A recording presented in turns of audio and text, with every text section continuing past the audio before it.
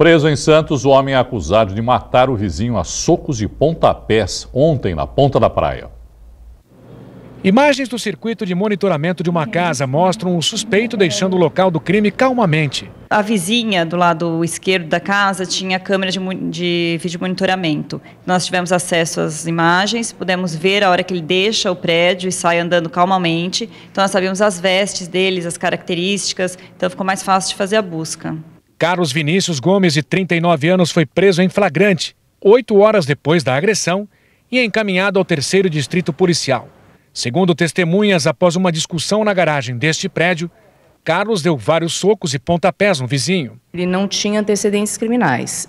Havia alguns boletins de ocorrência que foram registrados contra ele pela conduta dele, pela agressividade dele. O estivador Christian Vinícius Gomes, de 43 anos, chegou a ser socorrido, mas não resistiu aos ferimentos. O agressor teria riscado e cortado o assento da moto da vítima. Ele não se mostrou arrependido, ele entendeu que foi um fato corriqueiro e uma briga casual, como ele mesmo disse com as palavras dele, um MMA que não causaria uma morte. Ele entende que o MMA era uma briga casual. E ele diz que ele é perseguido por uma seita, uma sociedade anônima, e dentre os participantes dessa seita estariam os moradores do prédio. E por essa razão ele tem raiva dos moradores do prédio e comete alguns atos, danifica os objetos e teria, dentre eles, danificado a moto da vítima, do Christian. Autuado por homicídio qualificado por motivo fútil, Carlos Vinícius foi levado para o Centro de Detenção Provisória de São Vicente. Se for condenado, pode pegar de 12 a 30 anos de prisão. Agentes de segurança do Centro de Progressão Penitenciária de Mongaguá apreenderam nesta madrugada material ilícito que bandidos tentavam jogar para dentro do presídio. Por volta das 4 da manhã, um vigia das torres de vigilância flagrou o momento em que um indivíduo arremessou para dentro do CPP 3 pacotes. Entre o material recolhido estavam 3 aparelhos celulares, 14 baterias e um fone de ouvido. A direção da unidade prisional instaurou o procedimento disciplinar para averiguar a ocorrência. Um dia após o caos que se instalou na região por causa das chuvas, a Defesa Civil não registrou novas ocorrências em Santos. Os morros de Santos continuam em estado de atenção devido ao risco de novos desabamentos, mas não foram registradas novas ocorrências. Nos últimos 3 dias, choveu 235 milímetros, quase a mesma quantidade que normalmente chove durante todo o mês de fevereiro. Os próximos 2 dias ainda devem ser de chuvas a qualquer hora do dia e temperaturas amenas. Apenas na sexta-feira, o tempo vai melhorar. A Câmara de Guarujá arquivou hoje em definitivo o projeto de lei que estabelecia o 13º salário e abono de férias para os vereadores da cidade. A proposta, que havia sido aprovada em dezembro do ano passado pela Casa e havia sido vetada no último dia 24 pelo prefeito Walter Suma. Com a medida, a Câmara desiste oficialmente da ideia. E a partir de amanhã, a Unisanta promove a 10ª edição do Trote Solidário. O novo ano letivo começa, os alunos sempre na maior expectativa, mas aqui na Unisanta, toda essa expectativa vem também com outro sentimento: solidariedade. Aqui vai ter o Trote Solidário, mas quem vai explicar para a gente como vai funcionar é o Marcos Teixeira, que é diretor de marketing da Unisanta. Marcos, o que vai acontecer? Então, são diversas ações que são realizadas para a recepção e integração do calouros. Dentre elas, tem o Trote Solidário e Ecológico, onde temos aqui a doação de cabelo para fazer perucas, para quem necessita de perucas para o combate ao câncer, doação de sangue também com o Hemonúcleo, em parceria, principalmente nesses períodos de carnavais, onde precisam-se mais de sangue. O Hemonúcleo de Santos também faz uma parceria conosco para a gente estar levando calouros, levando os veteranos e também a comunidade. Então esse projeto é aberto a toda a comunidade. Dentre elas também temos as visitações dos campos, visitações à rádio, à TV, todos os investimentos que foram realizados nesse período de férias escolares, não férias para nós, diversos investimentos que tornaram-se a Universidade de Santa Cecília a maior universidade da região. IGC 4, nota escala que vai de 1 a 5 pelo MEC. Enfim, a gente quer aproveitar também parabenizar todos os alunos, professores por essa nota 4 entre o grupo de excelência do MEC. E os investimentos também na clínica de fisioterapia, que foram feitos também com a parceria com o Rotary, proporcionando ainda mais atendimentos sociais. A gente vem falando de solidariedade tem tudo a ver com os atendimentos, ampliação dos atendimentos que lá são realizados, a clínica de odontologia, fisioterapia. São mais de 2 milhões de atendimentos anuais que aqui nós realizamos na Unisanta. Bom, vamos falar das ações que acontecem amanhã, né? E uma coisa que você falou muito importante, não é só para a universidade. Quem quiser chegar e ajudar pode também. Isso, é interessante que isso é aberto ao público. Já é 10º ano que a gente está realizando essas ações. Em anos anteriores tivemos doações de sangue para as vítimas de enchente, que teve o caso lá da Vila Margarida. E esse ano estamos focando mais na doação de cabelo, que já foi feito também por 2 anos consecutivos. Tivemos bastante adesões. E também da doação de sangue. Os dias são 6 e 7, das 9 ao meio-dia, das 18h30 às 21 horas. É só chegar aqui na universidade. E só chegar, participar e se juntar aqui conosco nessa ação de solidariedade. Muito obrigado pela tua participação. Fica então o convite para você que não é aluno e quiser participar dessa ação solidária, só chegar aqui na Unisanta, no Bloco M, no Oswaldo Cruz, e fazer a sua parte. Fabiano Roma para Santa Cecília TV. E começam na próxima quinta-feira as inscrições para o Programa de Financiamento Estudantil, o FIES, que é válido para cursos presenciais. Podem participar da seleção estudantes que tenham participado do Enem a partir da edição de 2010, com notas superiores a 450 e nota de redação superior a 0. O candidato deve ter renda máxima familiar inferior a 3 salários mínimos. A Unisanta oferece bolsas de até 100% pelo financiamento estudantil. Veja mais informações em fies.mec.gov.br. O diagnóstico de câncer não é uma sentença de morte. Na semana do Dia Mundial da Doença, nós produzimos uma matéria sobre histórias de superação e a importância da conscientização, da prevenção e do tratamento. A reportagem de Fabiano Roma. Foi um baque muito grande. Eu me perguntei por que eu me perguntei o que eu tinha feito de errado, eu me revoltei, mas isso por apenas 30 minutos, que foi o meu tempo de digerir a notícia. Depois desses 30 minutos, eu me ajoelhei, fechei meus olhos, e com toda a força que eu tinha, e que hoje eu sei que isso chama fé, eu pedi que Deus me mantivesse viva e curada para eu ver a minha filha crescer. Que o que eu tivesse que passar dali em diante, eu estava pronta para passar. E assim foi. E a filha foi mesmo a razão para viver. A Luísa foi a força que eu precisava ter para que eu não desistisse de mim. E nos piores momentos, nos momentos mais difíceis, era para o olho dela que eu olhava.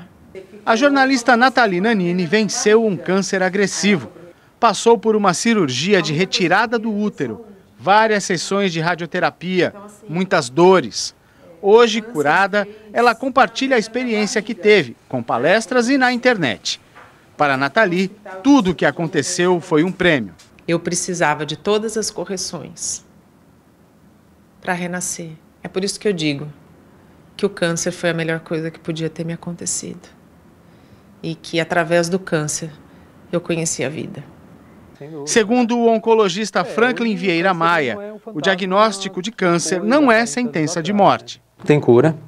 Quando diagnosticado no início da doença, a taxa de cura é altíssima. 80%, 90% de possibilidade de curar. O médico afirma que hoje existem medicamentos avançados para o tratamento do câncer. A quimioterapia, que gera vários efeitos colaterais, ela, em algumas doenças, como câncer de pulmão e melanoma, que é um tipo grave de câncer de pele, câncer de rim também, a imunoterapia, ela está ganhando um cenário importante na oncologia mundial e vem mostrando resultados de tratamento na doença avançada, assim, esplendorosos, né? Então, o avanço é diário, existem quimioterapias orais dirigidas para o tumor, então diminui o efeito colateral. Hoje a gente consegue fazer um tratamento muito mais adequado, com menos efeito colateral e prolongar bastante a vida daquele paciente que tem o câncer, que diagnosticou o câncer de maneira mais avançada, né?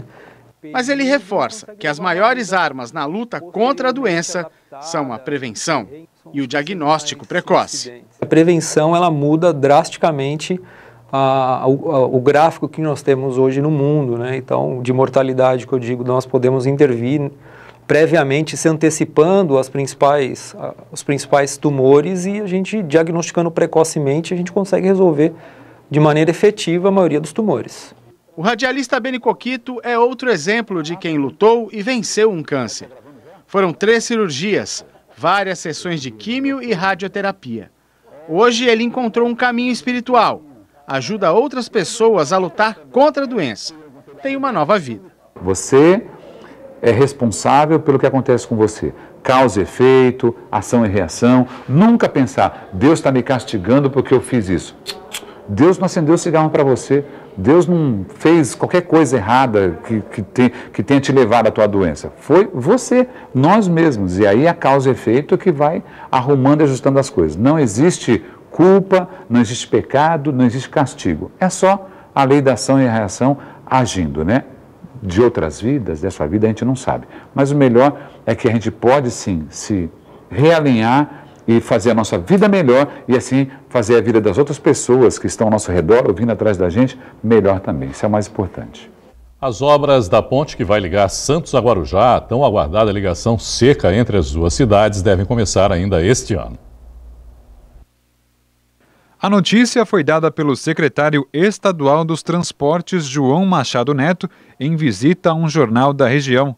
O início das obras, que vão ser financiadas pela Ecovias, deve demorar ainda alguns meses em virtude da espera por autorizações ambientais e pela adequação do contrato com a concessionária do sistema Anchieta Imigrantes para ampliar o prazo de concessão em troca da construção.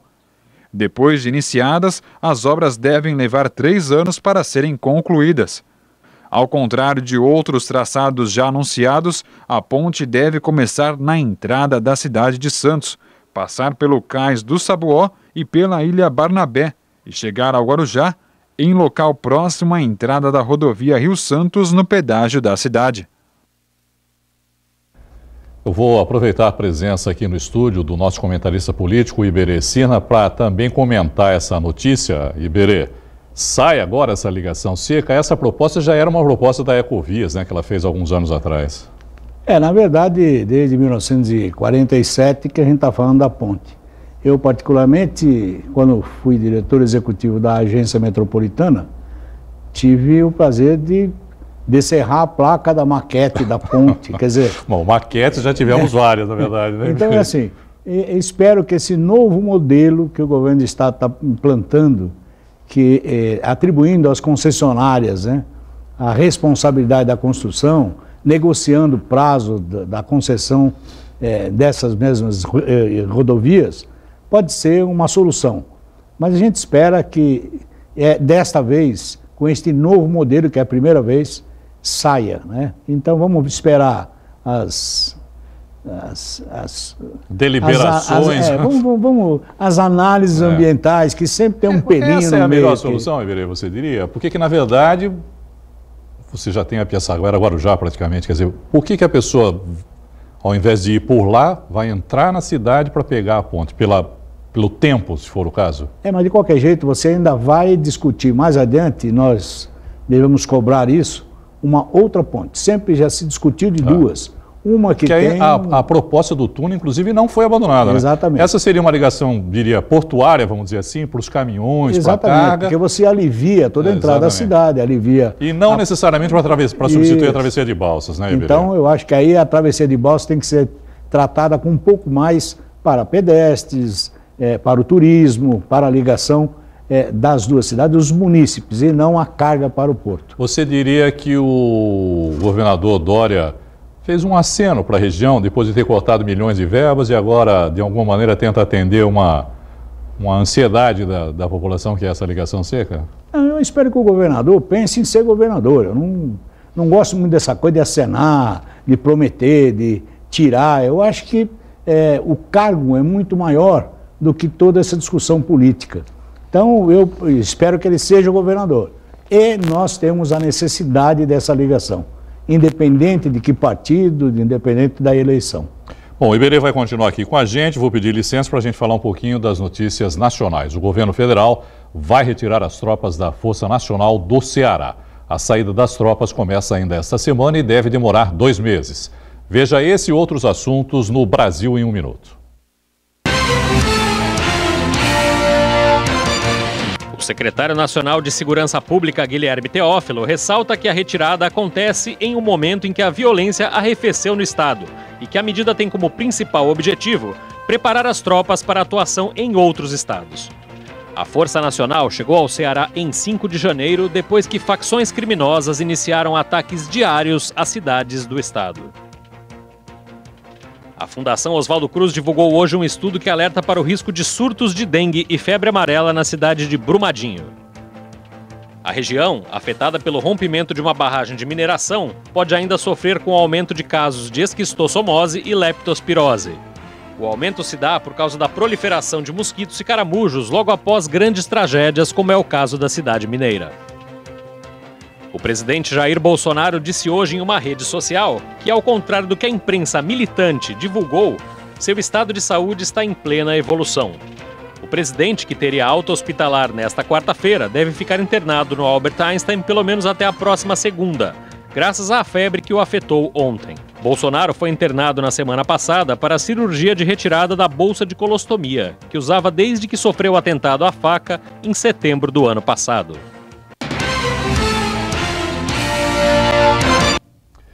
O Iberê Sina continua aqui com a gente. Iberê, para a gente continuar também nesse assunto de segurança pública, o ministro da Justiça, o Sérgio Moro, divulgou aí o Plano Moro, que são 19 medidas que vão tentar endurecer, né, o combate à corrupção, ao crime organizado, aos crimes violentos. O projeto vai agora para a votação. Passa, vai sofrer muitas modificações. Eu sei que se não tem bola de cristal, mas o que pode acontecer com esse projeto?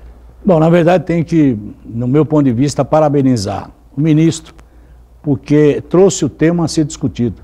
Apresentou um projeto bom, discutível ou não, com erros, com acertos, com ponderações de todos os lados, mas pelo menos pôs a cara e apresentou um projeto.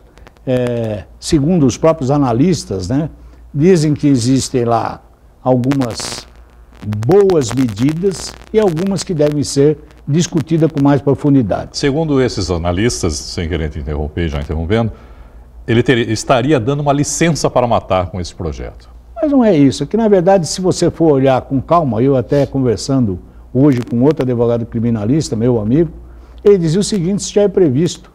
Se você está no efetivo dever, se você está com ameaça de morte, no cumprimento do seu dever, você vai, não tem... Isso em relação aos policiais, principalmente, a gente está se referindo, né, nessa chamada licença para matar. É o que ele, na verdade, só evidenciou aquilo que já existe. Segundo alguns analistas ainda também, Iberê, esse não seria o momento para ele apresentar esse projeto, já que a principal intenção ou objetivo do governo é a aprovação da reforma da Previdência. E ele apresentando esse projeto agora iria dividir as atenções do Congresso. Olha, eu acho que se tivesse mais alguma medida polêmica, o momento era agora. Venha de segurança, venha da Previdência, venha da reforma, entendeu? Jurídica, tributária. Põe tudo agora. Porque ou você, para quem conhece o Congresso, procura usar a sua maioria e essa renovação que teve nesses primeiros 3 meses, entendeu? Ou então, depois que todo mundo... que o namoro dura pouco, né? Então, depois que se acomodar, todo mundo aprender como é que aquilo funciona, começa a ficar difícil para o governo. Porque aí, eu acho que qualquer um que ganhasse a eleição e quisesse verdadeiramente fazer uma reforma, teria que aproveitar esses primeiros meses, entendeu? Para poder colocar. Então, não me preocupa essa coisa de colocar a da segurança, a da Previdência. Coloca tudo que tem que colocar, enquanto o pessoal não sabe nem qual é a cadeira que vai sentar, mas tem que votar. Rapidamente, para a gente encerrar, tivemos a eleição, né, do novo presidente da Câmara e também do Senado. Rodrigo Maia já era esperado, Davi Alcolumbre no Senado, de alguma forma foi um pouquinho de surpresa. A minha pergunta para você é, e agora como é que fica Renan Calheiros? Eu tenho uma visão assim, não é descartável não, é uma fera ferida, né?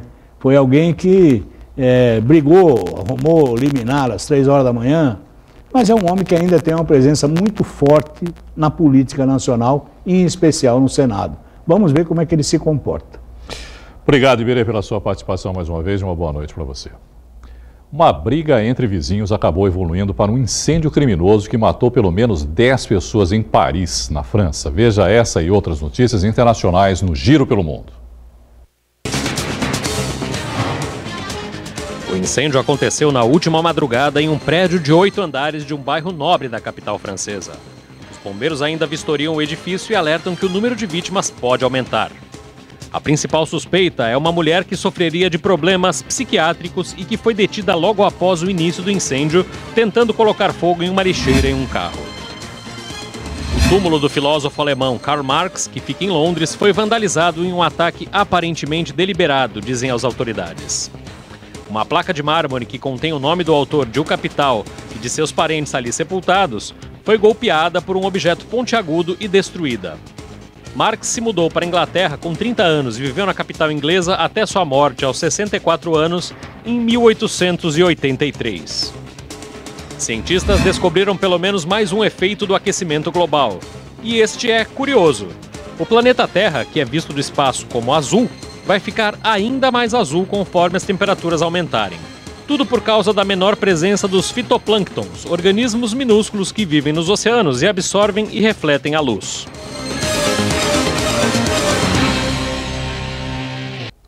Futebol. Já estão à venda os ingressos para o jogo da Portuguesa Santista contra o Água Santa, que acontece no próximo domingo e vai ter transmissão ao vivo da Santa Cecília TV. O confronto é válido pela 6ª rodada do Campeonato Paulista da Série A2. Além de Urico Mussa, os ingressos podem ser adquiridos em diversos pontos da cidade. Você confere a relação completa no santaportal.com.br. Projeto inclusivo para portadores de síndrome de Down, realizado em Santos, alcança resultados inesperados. Tem jogadores do time até na seleção brasileira. Primeiro tem as instruções do técnico, é claro. Dudu vai jogar atrás, vai jogar na zaga com ele? Você que chegou agora, qual é seu nome? Wellington? Ah, tá bom, Wellington. É o primeiro dia do Wellington hoje, hein? Vamos passar a bola pra ele também, tá bom? Ô Marcelo, vai devagar, não chuta uma bola muito forte não. Ô, Cauã, você vai jogar na zaga com o Vinícius aí? Então encosta mais um no outro aí. Depois, bora treinar. E não tem essa de sol e calor, não. Aqui o treino é forte, não tem tempo ruim. Vai dele. Certo? Passa a bola, vem de bola. Essa é a galera do Up Santos. O projeto existe há 10 anos e a ideia é proporcionar, por meio do esporte, desenvolvimento e qualidade de vida a crianças e jovens com síndrome de Down. Hoje são 40 participantes. É tudo gratuito. E os benefícios não têm preço. Quem garante são as mães. Quanto melhorou a vida dele? 1000%. Isso daqui é uma maravilha. Não existe nada melhor. Dudu é feliz de estar aqui. O projeto está dando frutos até inesperados. 3 jogadores daqui foram pré-convocados para a Seleção Brasileira de Futsal Down e podem até disputar o Campeonato Mundial da modalidade, que vai acontecer em maio, lá em Ribeirão Preto, no interior de São Paulo. O goleiro Fabiano Guasti, de 46 anos, é um dos que estão na lista. Outro é o atacante Edson Júnior, de 22 anos. Será que ele está feliz? Vai, Júnior!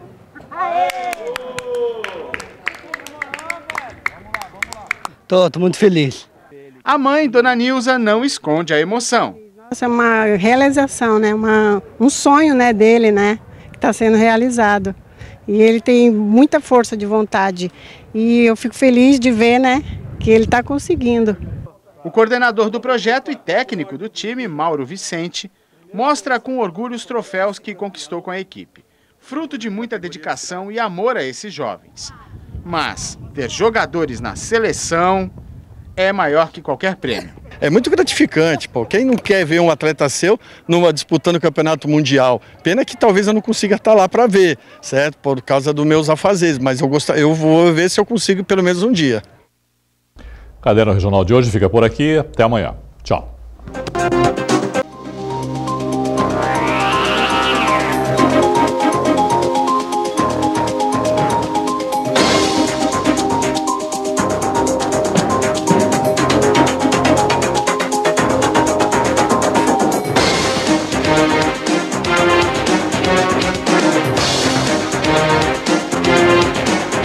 Música